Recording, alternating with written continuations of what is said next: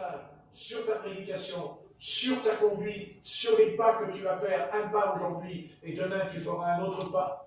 Mais tes pas, ton pas, est-ce que tu l'as mis dans l'empreinte des pas du Seigneur? C'est-à-dire quand tu marches, tu as ton empreinte sur le soulier, tu le mets dedans. C'est ça qu'il faut faire. Et c'est tout ce que nous avons à faire ce soir. Allez de l'avant. Allez de l'avant. Et il faut y aller, les gars. Il faut y aller. Il faut y aller. Vous savez, la vie spirituelle, c'est comme si tu montes sur un ring. Écoutez, quand il y a deux boxeurs qui montent sur le ring, vous avez déjà vu, vous, un boxeur, il se regarde comme ça, et à un moment donné, il se met en position, et l'autre boxeur, il fait « Oh ben non, oh ben non, non, non, non, non. » Ben, vous savez, le match, il s'arrête tout de suite. Hein? Non, à votre avis? Non. Les deux boxeurs, quand ils montent sur le ring, ils se sont entraînés. Ils se sont entraînés. Oui, ils se sont entraînés.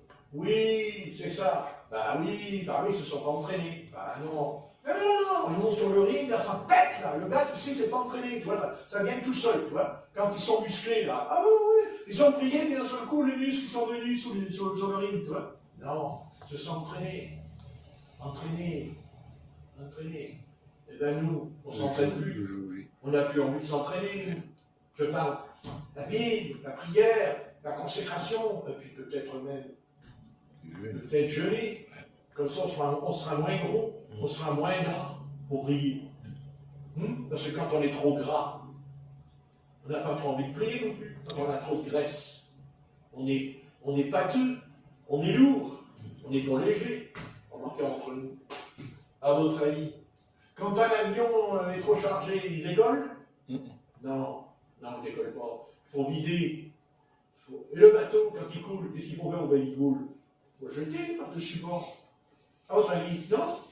C'est la loi. Non, mais c'est la loi, le navire. S'il est trop lourd, il coule. L'avion, il ne décolle pas. Alors, soyons pas trop lourds, ne soyons pas trop légers. Soyons équilibrés.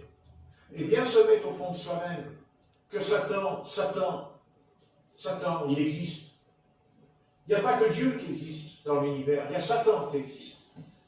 Il est vivant, il est coriace, il est résistant, il est menteur, séducteur. C'est un personnage ignoble, mais rusé et malin, et instruit de ça. Il connaît ça, il connaît ce livre par cœur. Et nous, on le connaît par cœur, nous? Est-ce qu'on ne pourrait pas l'apprendre par cœur aussi? Oui. Est-ce qu'on ne pourrait pas apprendre par cœur? Quand on était à l'école, est-ce qu'on n'apprenait pas à réciter des fables? Ah oui, quand la maîtresse elle nous appelait, elle dit « Tiens, tu vas réciter la fable de La Fontaine. » Ah oui? Et quand tu n'arrivais pas à la réciter, c'est parce que le soir, tu n'avais pas travaillé le soir à la maison. Que tu ne l'as pas lu, tu t'es pas entraîné pour le faire. Et c'est pareil avec ça. Et les amis, il ne faut pas se contenter de lire un petit verset, puis c'est fini. Non, il faut lire et relire, et même essayer d'apprendre à mémoire le texte. Et le jour que nous avons une rencontre avec le satanisme, eh bien, on ne va pas courber les chines. C'est eux qui vont courber les chines. Parce qu'ils auront en face de eux un guerrier, ils auront un soldat. Hein?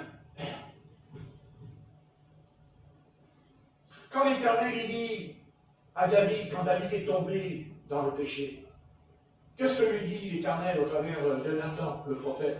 Il lui dit, je t'ai pris derrière le troupeau, et je fais de toi un roi, car tu n'étais qu'un simple berger. Et quand David, avant d'être roi, avant que David soit roi d'Israël, à Hébron, 17 ans plus tard, qu'est-ce qu'il fait pendant 17 ans, David? Il est allongé sur la plage, il se promène. Hein? Il se promène. Il dit, oh, mais moi, je ne sais pas m'inquiéter, l'Éternel, il m'a fait une promesse. Il a dit que je serai le roi d'Israël. Alors, moi, tranquille, je me repose. Non, pendant 17 ans, il a livré les combats, il a livré les batailles. Et comment il s'est emparé? Comment il a fait que Jérusalem est devenue la capitale de Sion, de l'Éternel? Mais parce qu'il s'est emparé de Jéhu. Parce qu'il a combattu, il a frappé. Hein? Il a dit, non, ça y est, Dieu lui a dit, je te donne Jérusalem, c'est gratuit. Non. Il n'y a rien de gratuit. Rien. La seule chose qui est gratuite ce soir, c'est le salut de ton âme. Ça, Dieu a payé le prix. Tu n'as rien à payer, donc tu ne pourrais pas le payer le prix. Qui pourrait payer le prix de son salut? C'est pas possible. Donc Dieu s'est engagé et il nous a sauvés. Mais Dieu ne nous a pas sauvés pour vivre comme nous vivons. Non, non. Maintenant tu vas te battre, mon ami. Tu vas te battre, tu vas livrer le combat. Tu vas te battre. D'ailleurs, à votre ami, le Messie, quand il revient quand le Messie? Tout va bien? C'est cool? Non. Il revient quand il y a la guerre d'Armageddon. Quand il y a la guerre, vient le Seigneur Jésus-Christ. Il descend avec son cheval, c'est un guerrier, c'est un combattant. Je suis un gars qui livre la bataille contre les puissances sataniques. Et nous, on livre quoi comme bataille, nous? Hein? Quel combat on livre, nous? On n'est même pas foutu de prier une demi-heure par jour. On n'est même pas capable de prier peut-être un quart d'heure par jour. Alors il faudrait quand même qu'on se réveille un petit peu à l'intérieur et d'arrêter de planer. Parce qu'on n'est pas un planeur, on n'est pas des planeurs. Non. Non, non. Non, non. On a un ennemi. On a un véritable ennemi. Croyez-moi. Et on est dans son collimateur, hein, tous les jours. Et oui. Et s'il ne nous arrive rien, c'est parce que Dieu il a mis une protection sur nous, il a mis un bouclier sur nous, c'est-à-dire le feu. Nous sommes entourés par une muraille de feu. Autour de nous, on n'a pas, mais il y a une muraille de feu là autour. Autrement, on va voir, on va aller par terre. Depuis quand les démons sont gentils? Les démons sont gentils quand tu fais un pacte avec eux, quand tu fais un contrat avec eux. Mais t'inquiète pas, là, en bas du contrat, il y a une petite note. Ton âme m'appartient. Parce que vous savez, le diable, lui, ce qui l'intéresse, le diable, c'est ton âme. C'est ton âme. Et il la veut. Hein. Et il fera tout pour la récupérer s'il l'a perdue. Parce que si c'est pas ça ce que je dis, alors pourquoi Jésus est venu? Pour sauver mon âme. Amen. Si elle ne vaut rien. Pourquoi que c'était un tel sacrifice et mon âme ne vaut rien? Non. Satan, lui, il sait ce que c'est notre âme. Lui, Satan, il connaît l'âme. Il sait le prix de l'âme, lui, il le sait. Et il en veut. Car Satan, c'est un collectionneur d'âme. Un collectionneur de thèmes. Vous savez, Satan, il a un gros livre dans son royaume. Oui, il a un livre dans son royaume. Dessus, il y a le nom de tous les âmes qui sont dans le péché avec lui. Vous croyez qu'il va lâcher prise? Non. Non. Non, non, non, non. Satan ne lâchera pas prise. Et d'ailleurs, dans l'Apocalypse, il est carrément dévoilé. Et il est virulent. Avant sa défaite, il sera virulent. Il est virulent dans l'Apocalypse. Il est sans pitié. N'est-ce pas? Il ne va pas se contenter seulement que détruire Israël. Non, il va détruire toute l'humanité. C'est ça qu'il prépare dans l'Apocalypse. Comme il sait qu'il va perdre, parce qu'il le sait qu'il va perdre. Il le sait, bien sûr qu'il le sait. Mais lui, c'est une chose. Je veux des armes. Je veux des armes. Ouais. Je vais vous dire qui c'est Satan. Vous allez me dire, il est bon bien ce soir, Patrick. Satan, c'est un vampire. Oh, il suce, Satan. Le sang. Le sang, parce que le vampire, il vit la nuit avec le sang. Avec le sang. Est-ce que l'âme Il y a, voilà, et bien sûr. D'ailleurs, dans les sorcelleries, il y a le sang. On fait couler le sang. Et des enfants. Et toujours. Et des enfants. Surtout les enfants. Hein. Pourquoi? Parce que le sang n'est pas souillé encore. Pas encore, l'innocent, un petit enfant. C'est pas comme un adulte.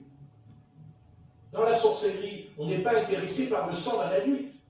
Attention, à part d'une jeune fille vierge. C'est très important. Hein.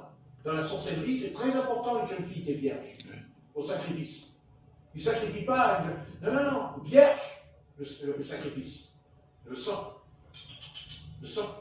Parce que l'âme est dans le sang. C'est ce que dit Moïse. Hein, dans Deutéronome. Dans le sang. Il n'a pas dit qu'à Moïse, il a dit à Noé, déjà. Car il a dit, tu peux boire tout ce que tu veux, sauf le sang. Tu ne le vois pas. C'est sûr. D'ailleurs, ce que je suis en train de faire là, ce que j'explique là, quand je suis comme ça, c'est qui? Ben, c'est mon âme. C'est mon âme qui parle. C'est le reflet de ma personnalité en moi. Mais c'est mon âme. Eh oui. Eh oui. C'est sûr. C'est sûr. Eh oui. Eh oui. Allez, on va pas se laisser aller. Hein. Amen. Amen. Hein, on va pas se laisser aller. Et bien qu'il y a la chaleur, hein, ça tape. Mais en enfer, il fait plus chaud. Non, mais il fait plus chaud en enfer. Donc déjà, vous voyez un peu ce que ça donne avec la canicule. Mais ça, c'est temporaire. C'est le corps qui souffre. Des larmes. Ah ouais, ouais. Ça est dur là, dans cet endroit terrible. Eh oui. Oubliez ce qu'il a dit le riche. Dans Luc 16, il n'y a pas lu. Je suis tourmenté. Et est-ce qu'il a dit, et quand il le dit, est-ce qu'il dit que c'est la flamme de son voisin? Non, c'est la sienne. C'est sa flamme. Eh oui. Eh oui. Et quand on reçoit le baptême dans le Saint-Esprit, qu'est-ce qui est écrit au sujet du baptême dans le Saint-Esprit? Qu'est-ce qui est écrit? Des langues de feu. Pardon. Des langues de feu. Et qu'est-ce que dit Jacques au sujet de la langue? La géhenne. Ah! Enflammé par la géhenne. Enflammé par la géhenne.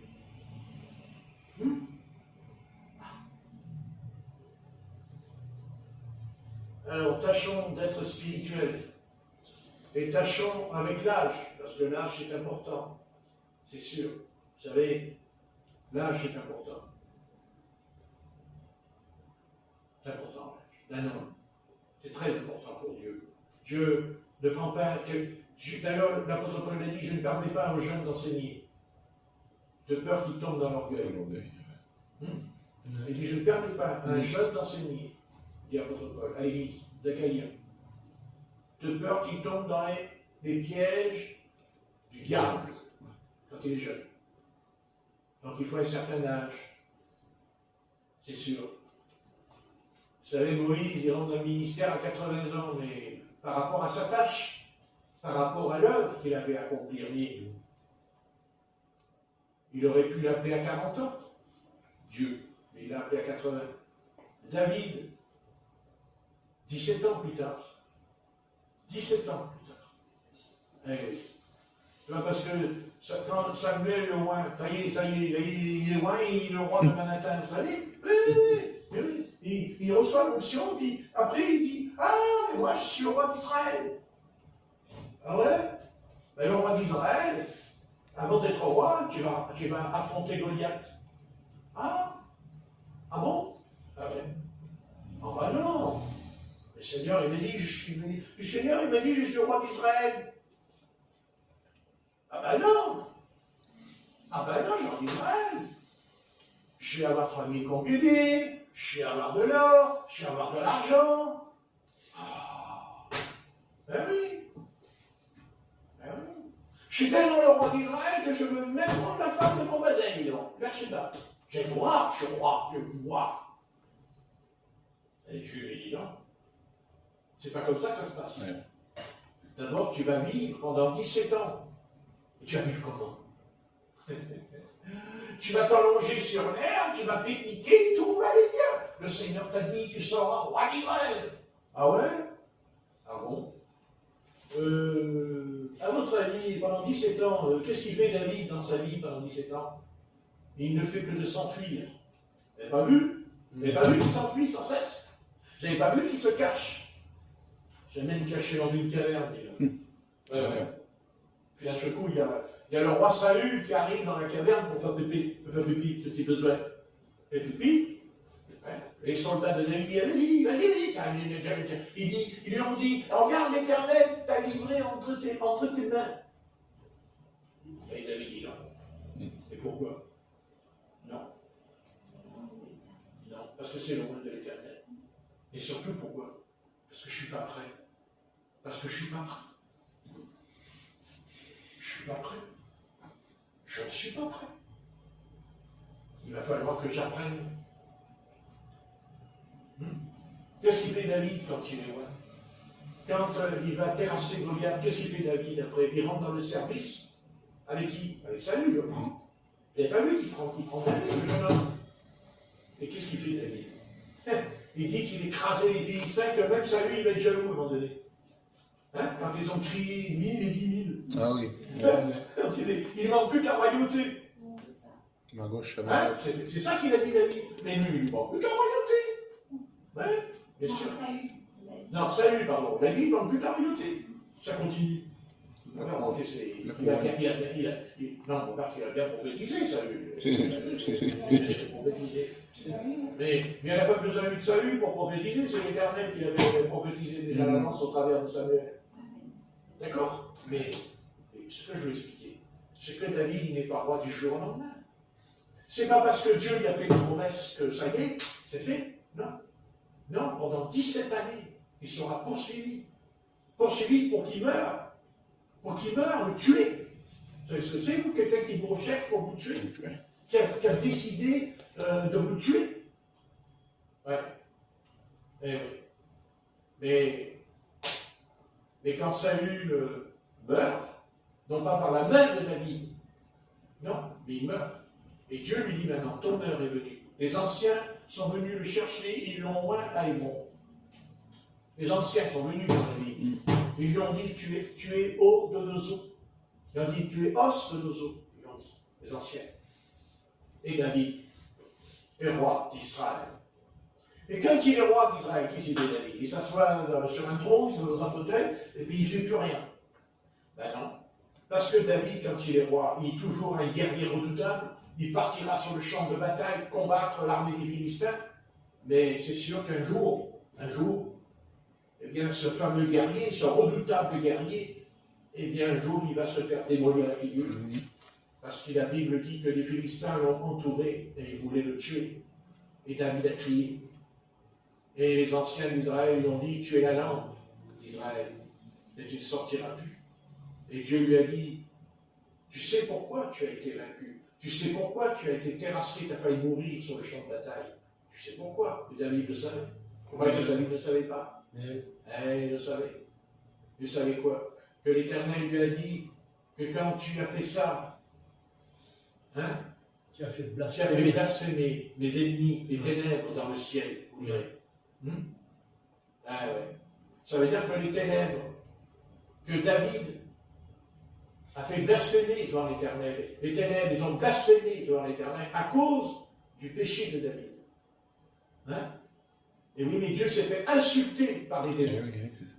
Et si, c'est que je vous dis que ça s'est passé dans le ciel. Mais Dieu, lui, il a une mémoire, une très bonne mémoire. Et si même Dieu lui a pardonné son péché, mais pas les conséquences. Pas les conséquences. Car il va voir qu'il paye le prix. Et il va le payer le prix. Croyez-moi, il va le payer cher. Ouais. Vous savez, Dieu ne l'a pas frappé parce qu'il a pris Beersheba. C'est pas pour ça qu'il l'a frappé. Vous savez, Dieu connaissait la nature de l'homme à l'époque, puisqu'il a autorisé la polygamie. Il y avait la polygamie à l'époque. C'était autorisé d'avoir plusieurs femmes. Donc c'est pas ça la punition, le châtiment ne venait pas de là. C'est pas ça. C'est quand il a commencé à soustraire en lui des choses de Dieu. Il a commencé à faire une addition, une multiplication avec Dieu, en amenant Uri à le remplir de vin, à ce qu'il soit saoul, à ce qu'il puisse, pour qu'il puisse rentrer dans sa chambre et coucher avec son épouse, et faire croire que l'enfant était d'Uri, alors qu'il était de lui. Et il le savait. Et il le savait. Et il le savait. Que ça aurait été Saül qui aurait fait ça. Dieu, il a laissé sa pub. Il n'aurait pas tenu compte. Mais pas David. Pas David. Parce que David, c'est la hauteur. David, c'est la hauteur de Dieu. C'est la dignité de Dieu, David. Et David a méprisé l'Éternel. Il a eu du mépris pour l'Éternel quand il a fait ça. Parce que quand on lui a dit, mais Uri n'est pas rentré dans sa chambre, il n'a pas été voir son épouse pour dormir avec elle. Ils lui ont dit, n'est-ce pas? Et David, qu'est-ce qu'il fait? Alors il prépare une lettre, il écrit une lettre, et là, il dit, moi je ne tuerai pas de mes mains. C'est des ennemis qui le tueront. Oui, mais David, qu'est-ce que tu fais? Tu as dit, c'est mes ennemis qui le tueront. Tu as dit, mes ennemis. Dans ta tête, c'est tes ennemis. Mais c'est aussi tes ennemis. Toi aussi, c'est tes ennemis. Tes ennemis que tu as combattus pendant 17 ans. Tes ennemis que tu as combattus sans cesse, que tu as lutté pour que Israël soit libéré. N'est-ce pas? Et toi, maintenant, qu'est-ce que tu es en train de faire? Qu'est-ce que tu fais maintenant?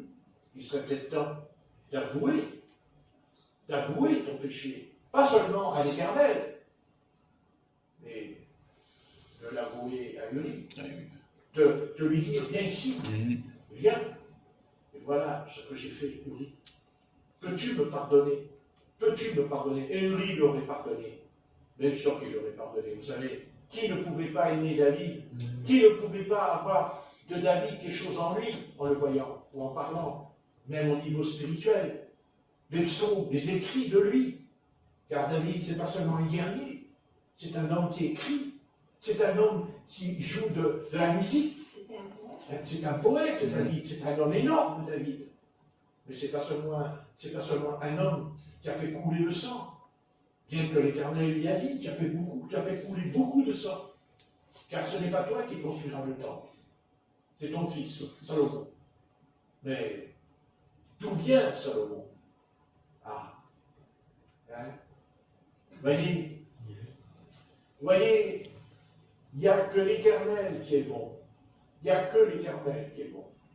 Car comment il a pu permettre à Salomon d'être roi d'Israël, alors qu'il savait bien, David, que cet enfant-là, il en était le vrai père, mais il a volé. C'est un voleur. Il a volé. Il a volé quoi? Une brebis qui ne lui appartenait pas. Une brebis qui ne lui appartenait pas. Il a pris une brebis. Une brebis, qu'est-ce que c'est une brebis? Est-ce que c'est une brebis? Une brebis, c'est vous, ce soir. Mais il a volé. Il a volé la brebis. Mais oui. Oui, il a volé la brebis. Ça aurait été un voyou, un vaurien qui aurait fait ça. L'Éternel aurait dit, c'est un vaurien. Mais toi, David, toi, mon serviteur, David, toi dont j'ai déclaré un des plus grands prophètes, qui a été le dernier juge en Israël, Samuel, j'ai trouvé un homme selon mon cœur. J'ai trouvé un homme selon mon cœur. Est-ce que l'Éternel a dit avant David? Est-ce que l'Éternel a prononcé ça après que David soit mort? J'ai trouvé un homme selon mon cœur. C'est le seul homme. Je parle en tant qu'homme, à part Jésus, ça n'a rien à voir. Alors que Jésus, il a dit la même chose. Le Saint-Esprit a dit la même chose. J'ai placé en lui toute mon affection. Est-ce que j'ai dit? J'ai placé en lui toute mon affection. Mais Jésus, qu'est-ce qu'il fait quand il commence son ministère? Fait quoi Jésus? Fait quoi? Il dit, venez, je vais vous enseigner, je vais vous parler des paraboles, vous parler du royaume de mon Père, parce que moi je descends d'en haut, vous savez, je suis monté, je suis descendu, l'évangile de Jean. Jean il dit, le Fils de l'homme est monté, descendu et tout. Non, Jésus, qu'est-ce qu'il fait? Ça. Qu'est-ce qu'il fait Jésus? Eh bien, Jésus, quand il reçoit l'onction du Saint-Esprit, ben voilà, il est conduit dans le désert. Mais il rencontre qui dans le désert, Jésus de Nazareth? Hein? Satan. Et après, quand il sort du désert, il dit, il a reçu la puissance. Quand il sort du désert, il dit, il reçoit la puissance. Et qu'est-ce qu'elle fait, la puissance? Il va dans la synagogue, il rentre dans la synagogue le jour du Shabbat. Tranquille, le Shabbat, c'est le jour du repos. Hein? C'est bien le Shabbat. D'un seul coup, il y a un homme qui crie. Et donc il crie, mais il a un démon. Ah oui, il a un démon. Ah ouais. Ah ouais. Mais il ne devrait pas y avoir de démons dans la synagogue. Il ne peut pas y avoir des démons dans la synagogue. La synagogue, c'est un lieu de culte de Dieu. C'est ce qui a remplacé le temple. Puisqu'il y en avait plus. Enfin, il y en avait un, mais c'était les synagogues. Et qu'est-ce qu'il y a dans la synagogue? Il y a un démon. Et qu'est-ce qu'il fait le maître? Est-ce qu'il l'ignore? Est-ce qu'il fait comme s'il n'y a rien? Non. Non, il l'affronte. Parce qu'il est le fils de David. Parce qu'il est un guerrier, Jésus-Christ. C'est le plus grand guerrier qu'il peut jamais eu dans l'univers. C'est Jésus de Nazareth. C'est le plus grand des guerriers. Parce que David, il a affronté les Philistins. C'est les hommes qu'il a combattus. Mais Jésus, lui, combat les démons. Il combat les puissances démoniaques. Mais Goliath, à votre avis, est-ce qu'il n'était pas possédé, Goliath? Ah non, il n'était pas possédé, Goliath. Un géant n'était pas possédé. Et oui, il était possédé. Et à votre avis, est-ce que Jésus, si Jésus avait été devant Goliath, qu'est-ce qu'il aurait dit, Jésus? Quel est ton nom? Il aurait dit. Et qu'est-ce qu'il aurait répondu, Goliath? Légion. Seulement, vous voyez, c'était pas l'heure. C'était pas l'heure encore. De révéler à Israël que toute ta conduite, même encore ce soir, tu es entouré par des légions démoniaques. C'est elles qui te poussent. Ce sont ces légions démoniaques qui te poussent à tuer des enfants.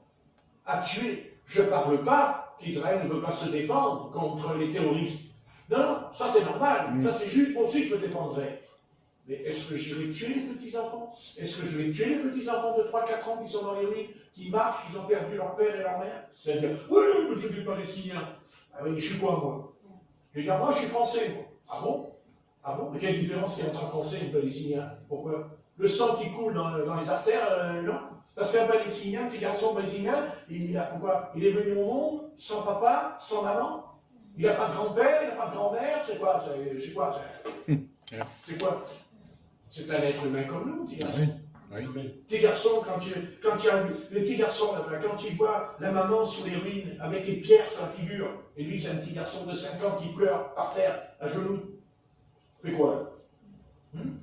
Fait quoi? Il faut dire, ah mais oui, mais c'est l'éternel, c'est la gloire de Dieu, Dieu il ramène Israël. Ramène Israël? Dieu n'a pas ramené Israël, parce que le jour où Dieu te ramènera, toi Israël, le jour où tu vas te repentir, le jour où tu vas t'allonger par terre en pleurant, sans t'arrêter toute la nuit, pour ce que tu as fait pendant des siècles, et surtout, ce que tu as fait contre ton Sauveur, Voilà. Vous voyez comme c'est facile, comme c'est tellement facile de partir à la dérive, sous prétexte qu'en se servant de la Bible, parce qu'après tout le monde se sert de la Bible, n'est-ce pas? On lui fait dire tout ce qu'on veut à la Bible. Mais ben voilà. Dans la Bible, il n'y a pas que la Bible. La Bible, c'est pas que la Bible. La Bible, c'est le livre du Saint-Esprit. C'est le Saint-Esprit, la Bible. Et le Saint-Esprit, il ne raisonne pas comme nous, le Saint-Esprit. À votre avis. Vous pensez que ce qui se passe à Gaza, je ne suis pas là pour défendre les théories, j'explique bien. Les théories, c'est autre chose. C'est autre chose. Je parle des enfants. Je parle des bébés. Parce qu'il y a des bébés qui meurent sur les combes. Ils n'ont rien demandé, les bébés. Et à nous? Et à nous, si ça nous arrivait que... Et si ça nous arrivait à nous qu'on nous tire dessus et que tu as ton petit bébé qui est mort là, sous les cailloux? On va dire, ah mais oui, mais c'est le plan du Seigneur. Quel plan du Seigneur? Quel plan du Seigneur? Quel plan du Seigneur? Le plan du Seigneur, vous savez ce que je dirais, moi, à tout Israël? Tu vois, Israël, tu sais pourquoi tu en es arrivé là, Israël? Tu sais, c'est pas la voix de Patrick qui te parle ce soir, c'est la voix de l'Éternel, comme à Jean-Baptiste. Je suis la voix qui crie dans le désert. Et c'est quoi la voix qui crie dans le désert? Qu'est-ce qu'a dit notre Père Céleste au sujet de son Fils? J'ai placé toute mon affection en lui. Ça veut dire que Dieu a des sentiments. Ça veut dire que Dieu a des sentiments humains. Parce qu'il n'aurait pas dit ça au sujet de son Fils, quand il était dans les eaux du Jourdain. Amen. Ah, et voilà. Voilà. Vous savez, ce livre-là qui est sur la table, il ne faut jamais rajouter, retrancher ce qui est écrit ici. Amen. Jamais. Oui. Parce que tout ce qui est là, il ne faut pas toucher. Et n'essaye même pas de rajouter même une lettre. Même pas une lettre. Ou enlever une lettre de ce qui est écrit. Parce que ça, là, ça, ce livre-là, il y a des siècles, ce livre. Mais quand on lit, est-ce qu'il n'a pas un effet sur nous? Ah oui. Oui. Il a un effet sur nous, pas Amen. Ouais. Vous savez, il y a eu nombre de prisonniers. Combien de prisonniers dans les prisons ils l'ont lu, lui aussi ils ont été touchés. Oui. Et même sauvés, même, en le lisant. N'est-ce pas? Ouais. On a du pain sur la planche. Oui. Ah oui, on a du pain sur la planche. Mais bon, vous savez,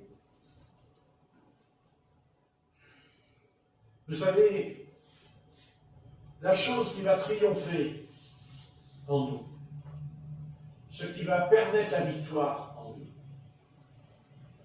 c'est la foi. Amen. C'est la foi. Dieu nous attend tous avec ça. Et ce sera le dernier examen, le dernier test en nous. La foi. Eh oui. Parce que seule la foi a triomphé du monde, dit la Bible. Triompher du monde. C'est-à-dire du péché. Du péché, c'est ça le triomphe. La foi. La foi. Oui. La foi. Oui. C'est sûr. On sait que dans l'Ancien Testament, il y a beaucoup de miracles et de prodiges dans l'Ancien Testament. Et dans le Nouveau Testament. Hein? Ah! Mais qu'est-ce qui a permis qu'il y ait autant de grandes choses dans le Nouveau Testament, des choses énormes dans le Nouveau Testament, même dans l'Église primitive? C'est la foi. C'est la foi. Amen. Eh oui. Ben oui. Eh oui. À votre avis, comment on va être enlevé? On va être enlevé. Tac. Comme ça. Hop! On a cadré. Tac! On s'en va. La foi. La foi. La foi. La guérison. Les gens qui sont guéris, c'est comment ils sont guéris? La foi. Et s'ils ne l'avaient pas, quoi, ils étaient guéris? Non. J'entends rien, je suis Non. Rafraîchir les oreilles. La foi.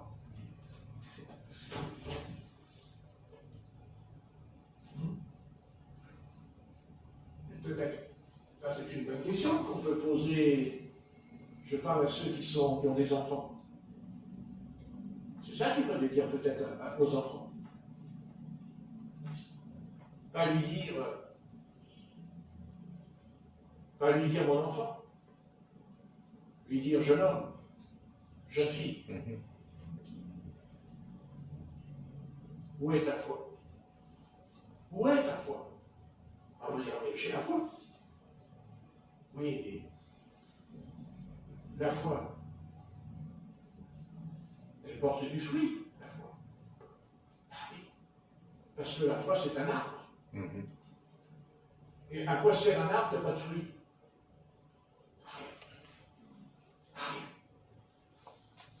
Alors, où est ta foi? Où est ta foi? Parce que si tu as la foi, ben, tu vas guérir. Ben, tu vas guérir. Autrement, c'est fou, là, ce qu'il y a dedans, là. C'est baratin, ça. C'est quoi, ça? C'est du baratin, ça? C'est une blague? Ah oui? C'est une blague, ce qui est écrit, là? Quoi? C'est quoi, ça? C'est quoi? C'est un film? On a fait un film, là. Là, on a fait un film. On a fait une pièce de théâtre, là. Pas une pièce de théâtre, ça. Ce sont des hommes, des femmes, même des enfants comme vous, comme moi, et qui ont cru ce que le Seigneur leur a dit. Crois-tu cela? Qu'est-ce qu'il dit le Seigneur au malade? Crois-tu cela? Est-ce que tu crois vraiment? Ben, tu dis oui, je crois. Et si tu crois, il y a un résultat. Oui. Tu dois te payer quand c'est pas possible, cette histoire. Et à un moment donné, il va falloir comprendre que si tu crois, tu as la victoire. Ah mais comment? On fait comment? Dieu, il veut qu'on le prenne au mot. Mais bien sûr qu'il le veut. Mais il attend que ça de nous. Mais vous ne savez pas que Dieu nous attend? Il dit, vas-y, vas-y que ça attend. Ben non, si, vas-y. Je t'ai tout donné. J'ai tout mis entre tes mains. Sers-toi. Qu'est-ce que dit le psaume? La table de l'Éternel est remplie de bienfaits. Mais sur la table, c'est le pain qui vient vers toi? Non, c'est toi qui prends le pain. C'est toi qui prends le pain. C'est toi qui prends les choses. Crois-tu? Oui, mais je suis toujours. Je te demande pour si tu as mal. Je te demande pour si tu as mal. Je te demande si tu crois. Non, est-ce que tu crois? Oui, Seigneur, je crois. Alors, je te délivre. Non pas parce que tu le mérites. Pas parce que tu le mérites. Non. Non. Mais parce que j'ai établi la grâce. Parce que j'ai établi la grâce. Amen. Eh oui. Mais nous n'aimons pas la grâce. Nous n'aimons pas la grâce. Non. Non, nous n'aimons pas la grâce. Nous aimons nos mérites. Nous méritons que si on a quelque chose, c'est parce qu'on le mérite en nous, dans les, excusez-moi, ce qu'on appelle les œuvres. Mais, bien sûr qu'il y a les œuvres, mais les œuvres sans la foi, il n'y a pas d'œuvre. Amen. Pas plus qu'il y a la foi sans œuvre. les œuvres. C'est ce que dit l'apôtre Jacques à l'église de Jérusalem. Oui. Voilà. Tu dis, oui, mais je ne vois pas. Ah oui. Moi aussi, moi, quand j'avais des calculs dans les reins, et j'avais 19, 20 ans, j'avais des calculs dans les reins. Je criais, j'habitais à la rue des bons enfants à la plaine. Je criais la nuit. Là, ça me brûlait les reins, je me tordais comme un saucisson dans le lit. Des brûlures partout. Ouais. À un moment donné, on m'a amené à l'hôpital. Je me tortillais dans la voiture par terre, devant l'éducateur. C'était terrible quand on a sorti, on m'a mis à la conception. Et après, on m'a dit, on va vous opérer, on va vous ouvrir les reins. Ouh, j'ai dit, m'ouvrir les reins. Parce que j'ai vu, je suis sorti de l'hôpital, je suis parti. Mais quand je suis arrivé à la maison, merci Dieu, jamais j'ai eu les calculs dans les reins. Et j'ai 72 ans. Qui les a enlevés? Qui a arrêté ces crises? J'ai commencé à avoir des crises à 14 ans. Ce qui est rare d'ailleurs. Ce qui est rare. Ben voilà. Parce qu'à un moment donné, j'ai dit non. De toute façon, où je meurs, alors autrement je meurs. Ah oui, je sais pas, c'est fini. Ben tant pis. Mais j'ai dit non. Non. J'ai dit non, Seigneur. Non. Non, j'ai confiance. Et puis, je suis parti. J'ai pas eu du coup de... Non mais excusez-moi, je suis pas tombé par terre, j'ai pas eu du jus dans les veines, j'ai pas eu un coup de jus dans la tête, comme certains qui racontent des électricités qui traversent le corps, vous savez. Voilà, enfin, 10 ans plus tard, ironie le Seigneur aussi. Je me demande quelle sorte de courant ils ont reçu. Non, moi j'ai pas eu de rien du tout. Pas du tout. J'ai dit, oh, Seigneur, j'ai confiance. J'ai confiance. Moi, écoute, mon Dieu, qu'est-ce qu'il faut faire? J'ai confiance ou j'ai pas confiance? Maintenant, bien sûr. Bien sûr qu'il y a des choses dans le domaine de la délivrance, il y a des points où on doit faire aussi des points. On doit s'examiner. Non pas de la psychologie, pas de faire de la psychologie. Non, s'examiner en prenant ce livre. Et Dieu nous donnera une réponse. Amen. Dieu dira, peut-être, il faut être patient. Je peux l'éteindre la clim. Il faut être patient. Mais pourquoi il faut que je sois patient? Je souffre. Ah oui, je sais que tu souffres. Bon, je ne sais pas peut-être. Ah bon, je ne suis pas au courant. Je suis au courant. Alors pourquoi, mon Dieu, tu fais ça? Ah oui, mais il en ressortira quelque chose que tu ne sais pas. Tu ne sais pas quel genre de personnage tu vas être. Ah bon? Ah ouais.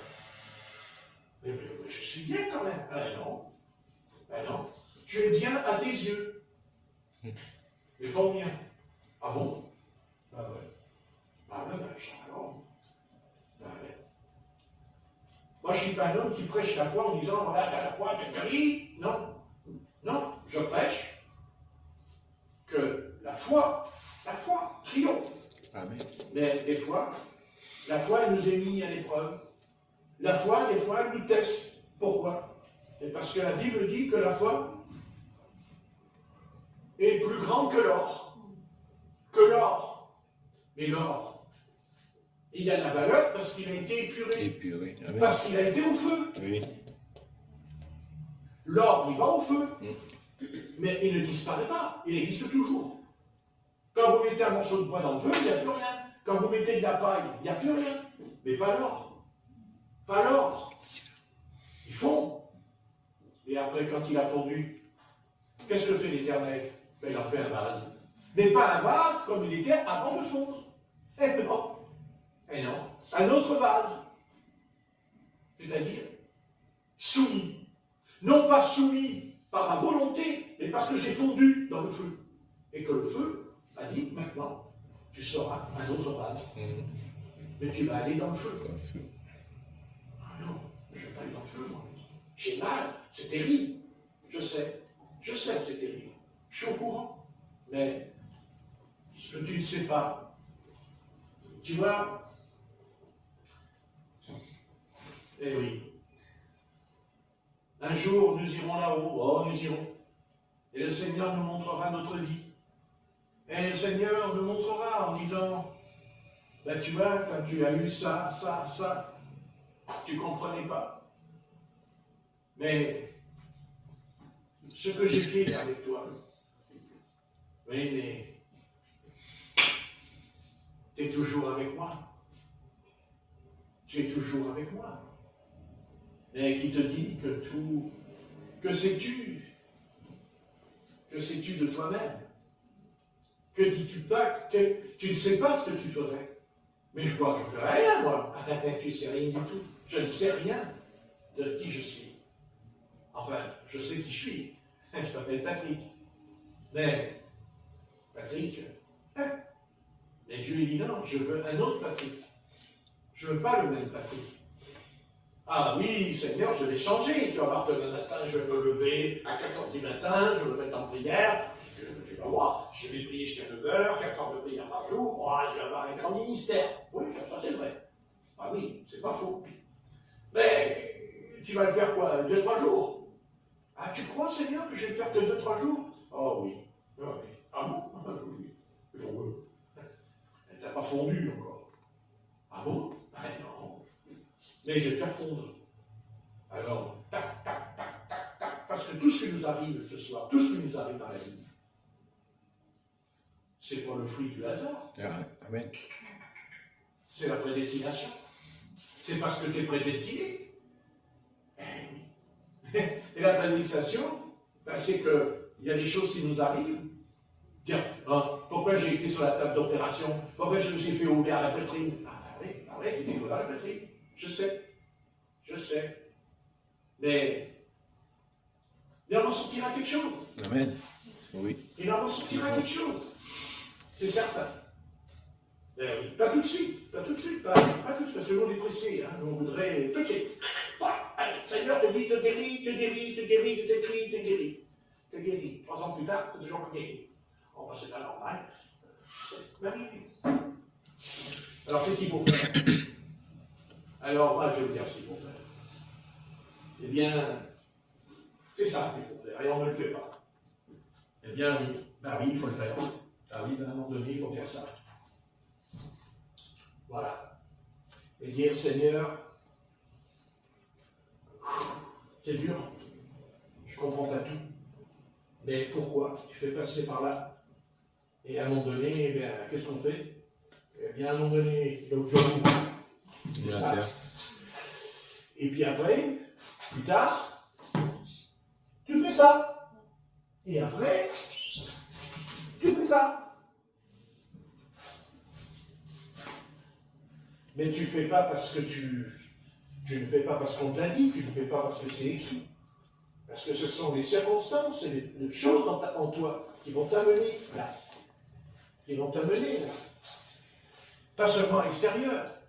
Non. Parce qu'on peut faire ça de l'extérieur. Hein. Parce que les Arabes, ils savent le faire, ça. Oui, d'accord. Enfin bon, ils couchent avec plein de femmes après. Mais non. Non, non. De l'intérieur. Alors Dieu nous fait passer. Bah oui. Un petit coup là, un petit coup là, un petit coup là. Qu'est-ce que vous voulez? On ne sait pas pourquoi. Un matin, on se réveille, on a la diarrhée. Mais qu'est-ce que j'ai fait pendant la diarrhée? La diarrhée, c'est vrai. La diarrhée. Ben ouais, mais Dieu dit, ben oui, mais qu'est-ce que tu veux? La diarrhée, pourquoi tu es un ange? Pourquoi tu es un ange? Non, tu es un pécheur, tu es une pécheresse. Ah oui, mais je suis Seigneur, tu m'as pardonné. Ah oui, je sais que tu es pardonné, mais. Eh oui, mais tu n'as pas lu dans ma Bible, il est écrit dans la Bible. Qu'est-ce que dit la parole? Le dernier ennemi qui sera mis sous les pieds du Seigneur, c'est la mort. Donc, qu'est-ce que dit Paul? Nous portons en nous la mort et la vie. Et la vie, ah oui. Mais nous portons la mort. Eh oui.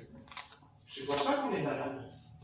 Puis après tout, quand vous rencontrez des inconvertis, et que vous tombez sur un inconverti qui est gravement malade, et vous, vous n'êtes jamais malade. Vous êtes rempli du Saint-Esprit. La gloire de Dieu est avec vous. Mais combien j'ai vu moi, des enfants de Dieu qui parlaient comme ça devant des inconvertis, qui passaient par souffrance, mais oui, mais le Seigneur, mais moi, ceci, cela. Et l'autre qui est en face, oui, il comprend des choses. Vous croyez que c'est la gloire de Dieu quand on fait ça? Non. Mais pourquoi on fait ça? C'est parce qu'on n'a rien, parce qu'on ne souffre pas. On ne peut pas comprendre la personne qui est en face de vous. On ira même jusqu'à dire, ah mais c'est parce que vous êtes dans le péché jusqu'au cou que vous êtes malade. Ah ouais. Et l'autre qui souffle dans le lit, il dit, ah bah ouais, bah alors. Et les petits-enfants, alors elle dit, voilà, exactement. Et les petits-enfants. Quand le cancer, Ben oui. Ben oui, je sais. les accuser en disant. Et non. Ben oui, et voilà. Ben, il n'y a qu'une chose qu'il y a à faire. Premièrement, quand c'est les enfants qui sont atteints, ben les parents, ils ont quelque chose à faire. Ben oui. Mais ils ne le font pas. C'est quoi? Ben, c'est comme il a fait Job. Il priait tous les matins pour ses enfants. Ah oui. Il faisait un autel parce qu'il croyait qu'il péchait et qu'il voulait que Dieu lui fasse leur péché. Ben oui. Ben oui. Et pourtant, ben, ils vont mourir. Il va les perdre. Mais peut-être qu'ils ont été... Oui, mais quand ils sont morts, ils ont été sauvés. Ah bon? Ben oui. Mais comment? Mais parce que leur père priait tous les jours. Tous les jours, oui. Priait tous les jours pour eux. Parce que peut-être que ce père a vu des choses au loin. Peut-être qu'il savait qu'ils allaient mourir, puisqu'ils priaient quand ils allaient manger. Et pourquoi ils priaient? Pourquoi? Parce que tu vas manger, tu as péché? Non. Non. Il voyait plus loin la chose. Il a vu plus loin pour eux. Eh oui. Vous voyez, s'il n'avait pas fait ça pour eux, il aurait sombré mentalement. Quel est l'homme qui ne sombrait pas mentalement? Hein? Qui a perdu ses enfants parce qu'il y a le tonnerre et l'orage qui a frappé la maison. Quelle est la justice de Dieu? Où est la justice de Dieu? Les païens vous diraient, mais c'est ça Dieu? Il n'est pas juste. Ils n'ont rien fait, au contraire. Ils priaient pour eux. Ben oui. Mais c'est quoi la justice de Dieu? Ben, c'est que ce Père, il n'a jamais imputé à Dieu la faute. La faute, hein. Jamais. Jamais il l'a renié. Jamais il s'est détourné de lui. Jamais. Jamais. Je comprends. Eh oui. Ben oui. Et oui, Satan, qu'est-ce qu'il a fait pendant ce temps-là? Ben, il n'est pas rigolé, hein. Parce que le diable, il rigolait plus, là. Hein? Eh oui. Ben, il a dit à l'Éternel, ben vas-y.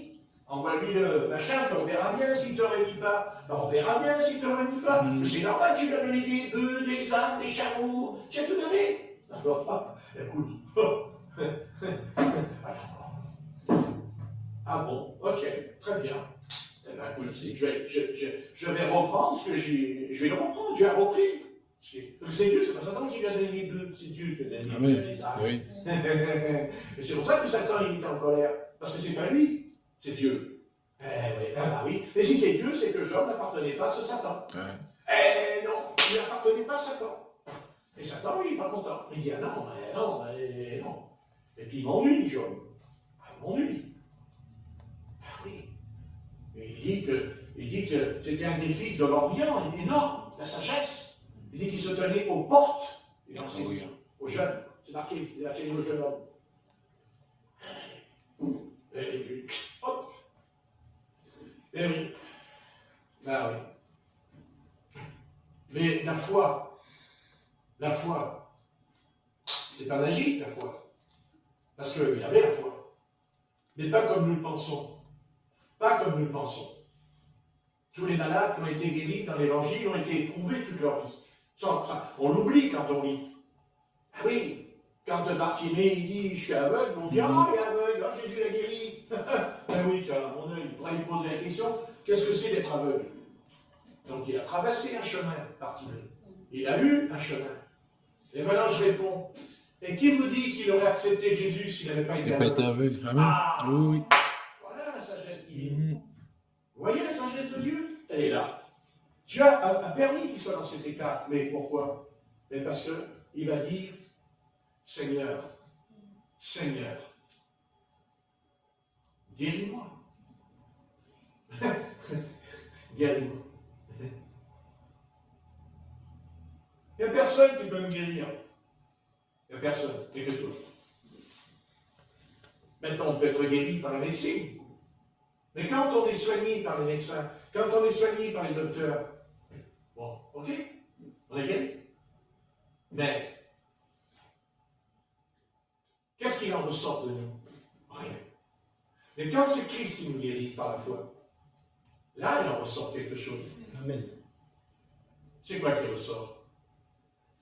Seigneur, je te glorifie. Amen. Ah, tu me glorifies? Oui. Je te loue pas seulement, je te glorifie.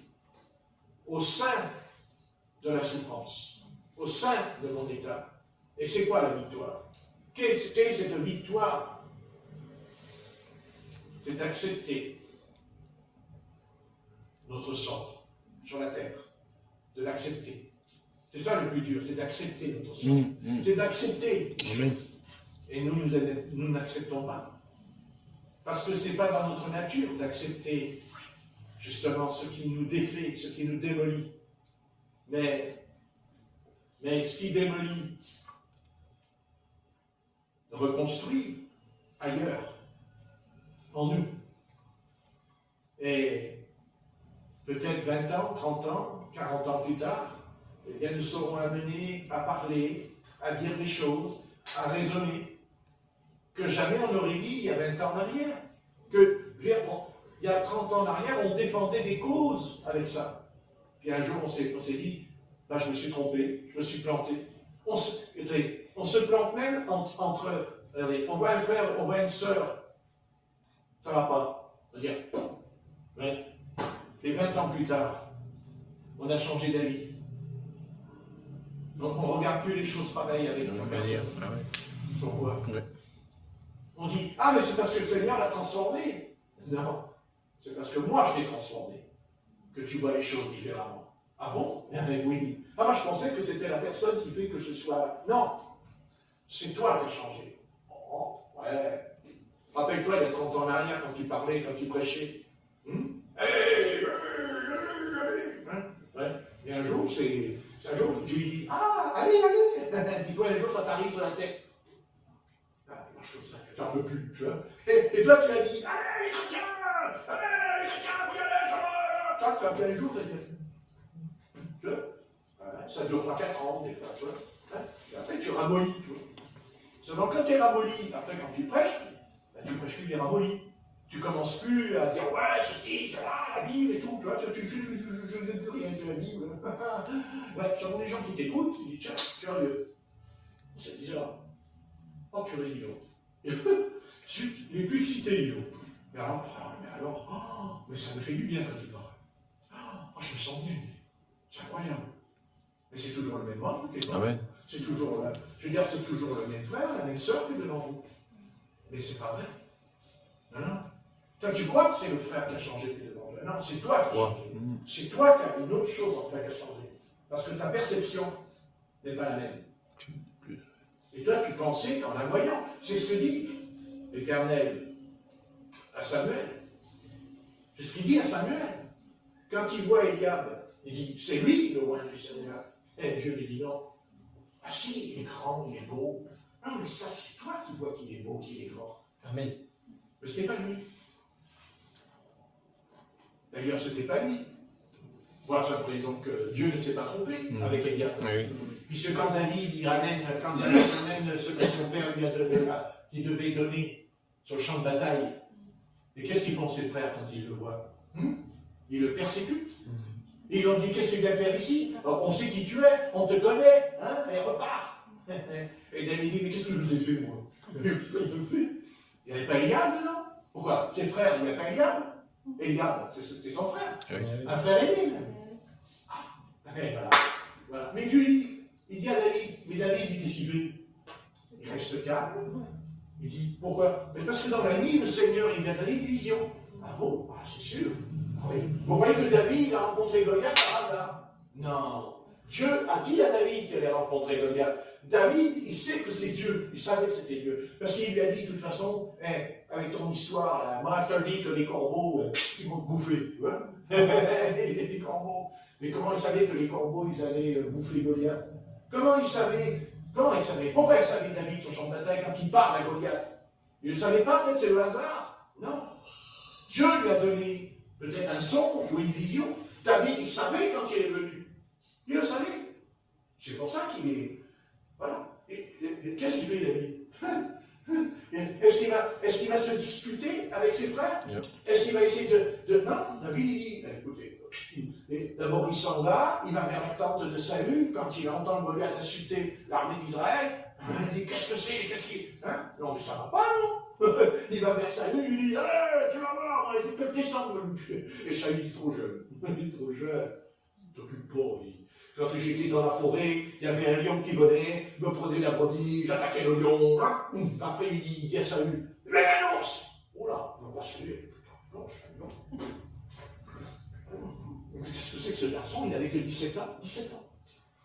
Et David, comment il dit?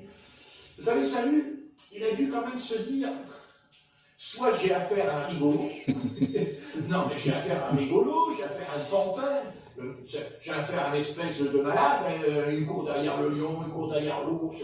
Non. Parce que quand David, il a dit ça, c'était vrai.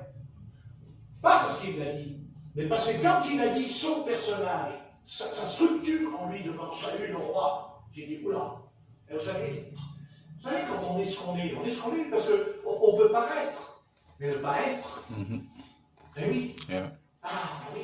Seulement David, il était ce qu'il disait. Parce que c'était vrai. Parce que c'était vrai. Bien sûr, David, il n'a pas dit, tu sais, bonjour, salut, voilà. Il dit, tu sais ta classe, hein? J'aimais trop. Remarquez, Saül, peut-être que si Goliath il aurait eu un portable ou un smartphone sur lui, peut-être que Saül aurait appelé Goliath. Allô, Goliath, écoute, tu me le démolis, parce qu'il m'a dit qu'il va être le roi d'Israël. Non, c'est une image des choses. Bon, je vais arrêter parce qu'il est 7 heures. Mais qu'est-ce que l'onction peut faire? Mais de quoi est capable l'onction de Dieu sur nous? N'est-ce pas? Mais l'onction, mais qui aime l'onction? Qui est intéressé par l'onction divine? Je veux dire, l'onction, elle ne vient pas toute seule, il faut la rechercher. Il faut la demander, il faut avoir envie de l'onction. Il faut avoir envie de l'onction, comme si on a soif, comme si on a faim. On a faim de tout. On a faim de tout. Mais l'onction, est-ce qu'on se pose la question? Est-ce qu'on dit, mais où est l'onction de Dieu sur moi? Pourquoi elle n'est pas là? Pourquoi elle n'entre pas dans ma chambre? Pourquoi elle ne me loigne pas de Dieu, l'onction? Ça, c'est une bonne question. Bonne question. Car tout ce que David a fait, tout ce que David a entrepris, c'est l'onction du Saint-Esprit qui était sur lui. Tout ce qu'il a entrepris, les victoires contre l'armée des Philistins, c'est l'onction. Et rien d'autre. Sur l'ours, sur le lion, sur Goliath, c'est l'onction. qui a vaincu ses ennemis. Mais un jour,